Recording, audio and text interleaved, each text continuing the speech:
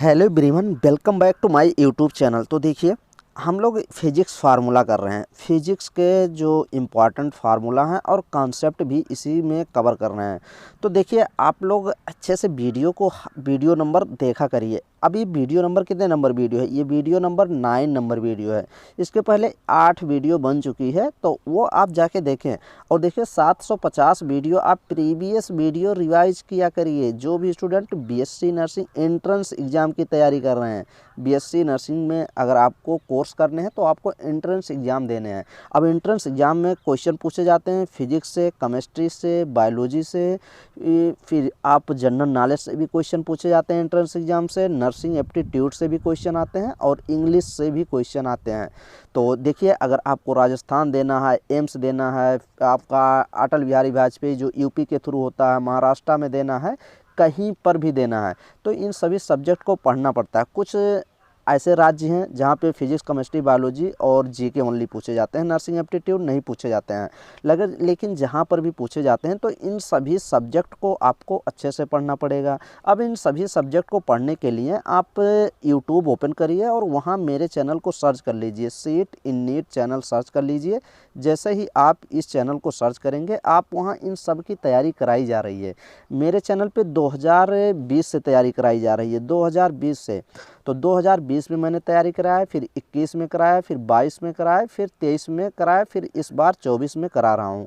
तो अभी इस साल जो प्रीवियस वीडियो मैंने कराया है ना, उसको आपको रिवाइज करना पड़ेगा, उसको आपको वीडियो को देखना पड़ेगा, नोट्स बनाने पड़ेंगे और उस नोट्स को रिवाइज करना पड़ेगा, तब जाके सिलेक्शन होगा। अगर आप अभी पहली बार आप बीएससी नर्सिंग का एंट्रेंस एग्जाम देने जा रहे हैं या फिर आप दे चुके हैं, आपका सिलेक्शन नहीं हो रहा, तो इन सभी चीज़ों को आप फॉलो करें, बुक्स परचेज कर लें और अच्छे से पढ़ाई करें, ताकि आपको गवर्नमेंट कॉलेज से बीएससी नर्सिंग कर सकें।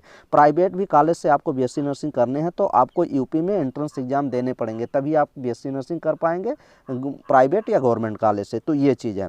तो चलिए हम लोग शुरू करते हैं। वीडियो नंबर 9 नंबर वीडियो, इसके पहले हम लोग यहाँ तक कवर कर चुके थे, तो अब कवर करना है यहाँ से। ये देखिए, tau is equal to M B, या फिर अब देखिए ये टाउ TAU होता है, TAU टाउ होता है।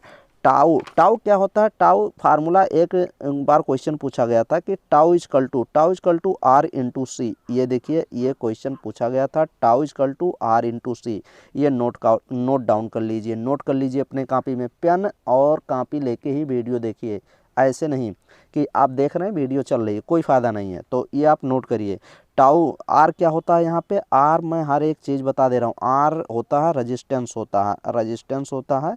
और ये सी क्या होता है? सी होता है कैपेसिटेंस होता है, CAPACITANCE, कैपेसिटेंस। इसकी वैल्यू आपको क्वेश्चन में दी रहेगी, कैपेसिटेंस की वैल्यू दिया रहेगा और रेजिस्टेंस की, और डायरेक्ट टाउ पूछ लेगा।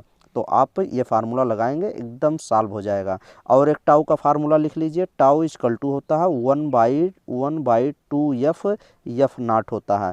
ये भी आप ये भी देख लीजिए, ये भी क्वेश्चन पूछा जा सकता है। F0 क्या होता है? ये कट ऑफ फ्रीक्वेंसी होती है, CUTOF, cut off frequency. FREQUENCY frequency होती है, कट ऑफ फ्रीक्वेंसी। तो ये हो गया। फिर उसके बाद टाउ इजकल टू एम भी दिया गया है वेक्टर फॉर्म में, तो ये देख ही रहे हैं। नेक्स्ट चलिए, ये देखिए, magnetic field at the centre of the coil. ये भी क्वेश्चन पूछता है कि मैग्नेटिक फील्ड बताइए, मैग्नेटिक फील्ड आप बताइए at the centre of the coil. एक कॉइल दे देता है और उसके सेंटर पे मैग्नेटिक फील्ड पूछ लेता है कितना होगा। तो magnetic field B equal to μ0 NI/2R। ये देखिए, R का मतलब होता है रेडियस और I का मीन्स होता है करंट, और यहाँ पे N की वैल्यू, N का मतलब होता है टर्न्स नंबर। जितना नंबर गोला घुमाया जाता है वो कॉइल का वही होता है। तो टर्न्स नंबर दिया रहेगा, आई की मात्रा दिया रहेगा और आर का मात्रा, और म्यू की वैल्यू आपको तो पता ही होनी चाहिए। म्यू की वैल्यू ये देखिए 4π × 10⁻⁷, 4π × 10⁻⁻7 होती है, म्यू की वैल्यू होती है, यहाँ पे दिया गया है। तो ये अच्छे से देख लीजिए। और यहाँ पे देखिए, अगर ये भी वैल्यू आप रट लीजिए, μ0/4π की डायरेक्ट वैल्यू 10⁻⁷ होती है। काफ़ी बार क्वेश्चन डायरेक्ट पूछ लिया जाता है कि म्यू नॉट अपान 4 पाई की वैल्यू कितनी होती है, 10 के पावर -7 होती है। तो ये फार्मूला देख लीजिएगा, ये फार्मूला नोट डाउन कर लीजिएगा। नेक्स्ट देख लीजिए काइनेटिक एनर्जी, काइनेटिक एनर्जी देख लीजिए। काइनेटिक एनर्जी लीनियर मोमेंटम अपान 2m होता है। ये काइनेटिक एनर्जी लीनियर मोमेंटम मतलब काइनेटिक एनर्जी p² अपान 2m, ये भी पूछा जाता है, तो ये भी आप नोट डाउन कर लीजिए। फिर नेक्स्ट में ये देखिए मीटर ब्रिज से क्वेश्चन पूछे जाते हैं। Meter bridge work on the principles of Wheatstone bridge, ये देखिए, तो ये फार्मूला आप लिख लीजिए P upon Q upon L upon 100 minus L, या फिर P equal to L upon 100 minus L into Q, इसी को मॉडिफाई किया गया है। तो आप ये भी फार्मूला लिख लीजिए, ये भी फार्मूला लिख लीजिए। कैपेसिटेंस ऑफ कैपेसिटर, किसी भी कैपेसिटर की कैपेसिटेंस अगर पूछता है तो C equal to K epsilon nought A upon D, ये भी आप लिख लीजिए। देखिए ज़्यादा क्वेश्चन नहीं पूछे जाते हैं बीएससी नर्सिंग के एंट्रेंस एग्जाम में, ज़्यादा आप ये सभी फार्मूला एक बार देख लीजिए और एकदम सेम फार्मूले के बेस पे क्वेश्चन आते हैं। एग्जैक्ट फार्मूला एकदम जो सिंपल फार्मूला होता है ना, उसी के बेस पे क्वेश्चन आते हैं। तो ज़्यादा आपको डरने की आवश्यकता नहीं, ज़्यादा आप थ्योरी पोर्शन कवर करें। थ्योरी इसी के माध्यम से होगा। काफ़ी जितनी भी फिजिक्स की वीडियो मैं कराया हूँ ना, लगभग 150 वीडियो, 150 वीडियो फिजिक्स की भी होगी, तो वो जाके आप रिवाइज करें, प्ले लिस्ट में जाए वहाँ से रिवाइज करें। हर एक वीडियो में बताता रहता हूँ कौन सी वीडियो रिवाइज करनी है, कैसे करनी है। Time period of simple pendulum, ये देखिए ये एकदम सिंपल क्वेश्चन यहाँ से बनता है, डायरेक्ट क्वेश्चन ही दे देता है और डायरेक्ट ऑप्शन में यही रख देता है। यहाँ से क्वेश्चन देख लीजिए, एकदम सिंपल क्वेश्चन पूछता है कि time period of simple pendulum का टाइम पीरियड बताइए। तो ये फार्मूला नोट डाउन कर लीजिए। Capital T equal to 2 pi root में लिखना है L अपान G, ये फार्मूला एकदम रटा होना चाहिए। और देखिए जो सिंपल पेंडुलम का टाइम पीरियड होता है ना, रूट L, इसी को मॉडिफाई किया गया है, ये डायरेक्टली प्रोपोर्शनल होता है, तो ये नोट डाउन कर लेंगे। फिर ये देखिए T1 अपान T2 रूट में L1 अपान L2, ये तीनों फार्मूला आप नोट कर लीजिए। नेक्स्ट में एडियाबेटिक प्रोसेस में ये देखिए टेम्परेचर और वॉल्यूम, ये देखिए, फिर स्क्वायर, ये देखिए इसमें स्क्वायर में दिया गया है गामा -1 की वैल्यू दी गई है, तो ये आप नोट कर लीजिएगा। ये यहाँ से भी क्वेश्चन पूछता है या डायरेक्ट क्वेश्चन देता है। फिर ये देख लीजिए, फिर आएंगे यहाँ से देख लीजिए, फोर्स पूछता है, सेंट्रीपिटल फोर्स कितना होता है, mv² अपान r होता है, तो ये भी हो गया। नेक्स्ट में for electron in uniform magnetic field, ये आप देख सकते हैं। फिर अकॉर्डिंग टू, हाँ ये थोड़ा सा एक यहाँ से क्वेश्चन पूछे जाते हैं, तो यहाँ से क्वेश्चन बनते हैं, एकदम सिंपल क्वेश्चन बनता है, ये इंपॉर्टेंट है। यहाँ देखिए बीन्स लॉ, एक होता है बीन्स डिस्प्लेसमेंट लॉ, वही है बीन्स डिस्प्लेसमेंट लॉ। चलिए यहाँ से समझा देते हैं, फिर और चीज़ें आपको कवर हो जाएंगी। थोड़ा सा यहाँ पे आप नोट कर लीजिए, अच्छे से समझ लेंगे। ये देखिए WI, यहाँ से देखिए WIENS beans displacement, DISPLACE displacement, MENT displacement law, ये हो गया बीन्स डिस्प्लेसमेंट लॉ। क्वेश्चन पूछता है डायरेक्ट कि बीन्स डिस्प्लेसमेंट लॉ जो होता है ये किससे जुड़ा होता है, यहीं से ऐसे लिख लीजिए, किससे ऐड होता है, किससे जुड़ा होता है, क्या चीज़ इसमें पढ़ा जाता है बीन्स डिस्प्लेसमेंट लॉ में। तो यहीं पे लिख लीजिए, ऑप्शन में देता है black body radiation, BLACK black, BODY black body radiation, RADIATION black body radiation, आपको पता होना चाहिए। ब्लैक बॉडी रेडिएशन क्या होती है, बीन्स डिस्प्लेसमेंट लॉ में एक ब्लैक बॉडी, मान लीजिए ब्लैक बॉडी है, कोई भी सनरेज हो गया, मून्स का लाइट हो गया है, फिर सन का लाइट हो गया, इस पर जितना ही लाइट आएगा ना, ये सब एब्जॉर्ब कर लेता है, ये सब सोख लेता है सभी लाइट को, एक ब्लैक बॉडी होल होती है। तो उसी के प्रकार इसमें पढ़ा जाता है ब्लैक बॉडी रेडिएशन। तो यहाँ पे देख लीजिए, कुछ चीज़ें यहाँ पे आपको पता होना चाहिए। बीन्स डिस्प्लेसमेंट लॉ में लेमडा जो वेवलेंथ मैक्सिमम पता होना चाहिए, यही तो फार्मूला इंपॉर्टेंट है। लेमडा मैक्सिमम इक्वल टू होता है 1/T होता है, डायरेक्टली प्रोपोर्शनल, ऐसे आप इन्वर्सली प्रोपोर्शनल, जितना आप टेम्परेचर बढ़ाएंगे उतना बीन्स डिस्प्लेसमेंट लॉ में उतना लेमडा की मैक्सिमम वैल्यू की घटेगी, तो टेम्परेचर बढ़ाएंगे। तो ये फार्मूला आप रट लीजिए, इन्वर्सली प्रोपोर्शनल होता है किसके, टेम्परेचर पे मैक्सिमम लेमडा की वैल्यू।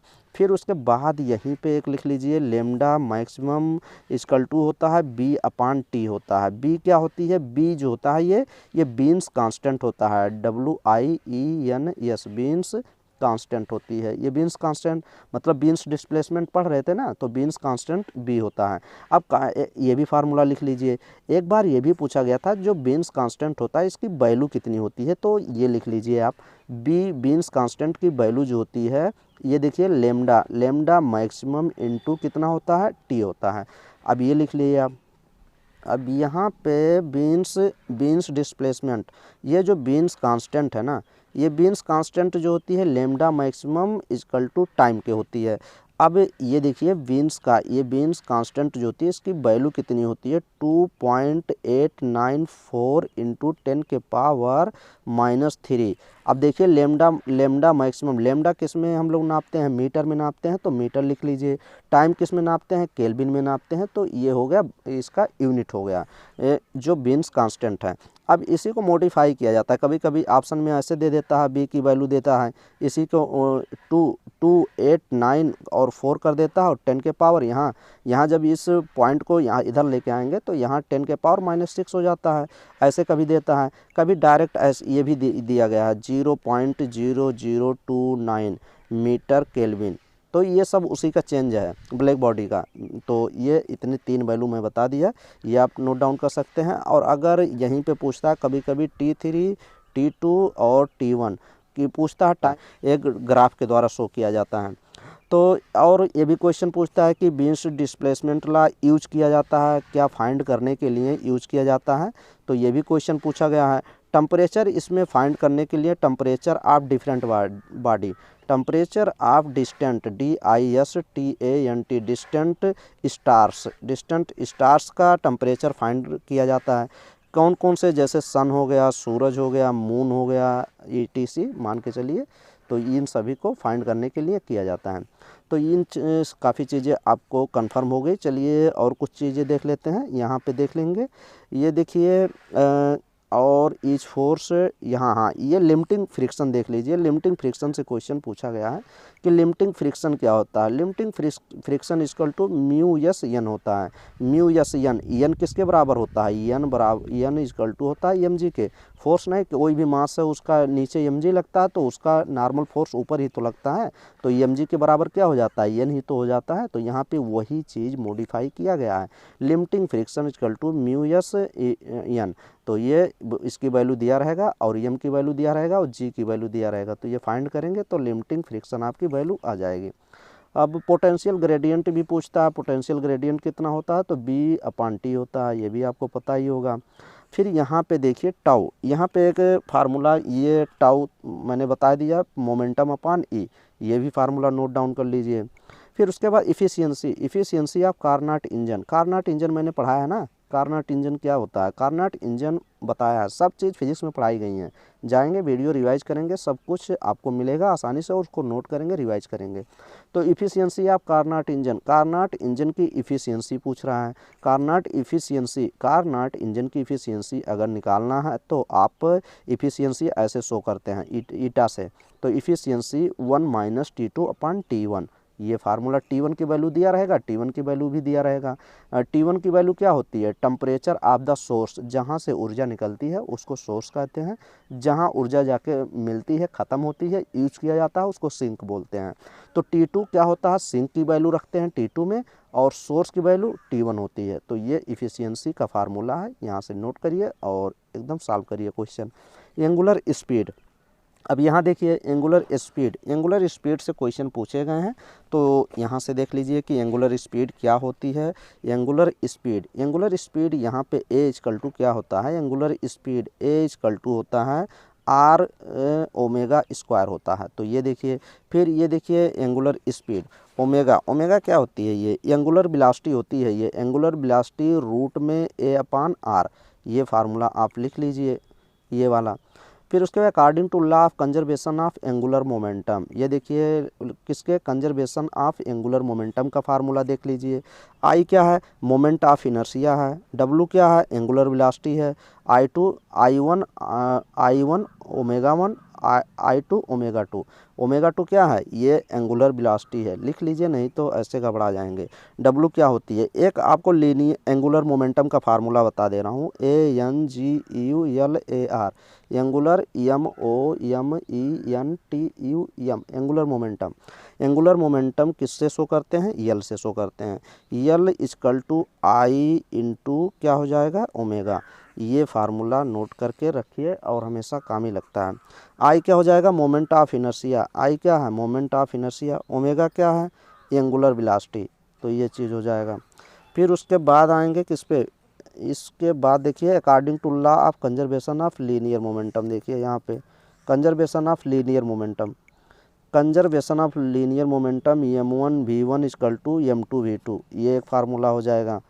फिर उसके बाद नेक्स्ट में आएंगे, नीचे देखिए when the lift is accelerating upward, कोई भी मान लीजिए लिफ्ट है, लिफ्ट है, बिल्डिंग में लिफ्ट होती है, कोई भी लिफ्ट है एक्सीलरेटिंग अपवर्ड, ये ऊपर की तरफ मूव कर रही है विथ एक्सीलरेशन ए इसका एक्सीलरेशन है, ए से ये मूव कर रही है।